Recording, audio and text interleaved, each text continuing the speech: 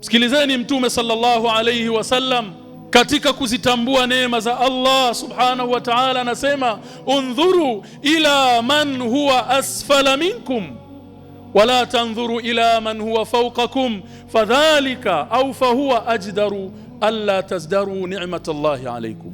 Katika neema watazameni waliokuwa chini yenu, watazameni wale mliowazidi, wala msiwatazame waliokuzidini katika neema, isije kupelekea mkazidharau neema za Allah subhanahu wa ta'ala. Na leo ndugu zangu katika imani, wengi wetu tumeingia katika mtihani wa kuzidharau neema za Allah. Kila unachopata hakitoshi, kila unachopata unaona bado, kwa nini upewe hivi? Kwa nini fulani yuko hivi na wewe uko vile? Tambua ndugu yangu katika imani, kutofautiana katika vipato, katika vipawa, katika riziki, katika neema za Allah, huu ni utaratibu wa Allah subhanahu wa ta'ala, na haikuja kwa bahati mbaya. Na hii haimaanishi kwamba sasa watu wakakae wabweteke wasifanye kazi, sio maana yake.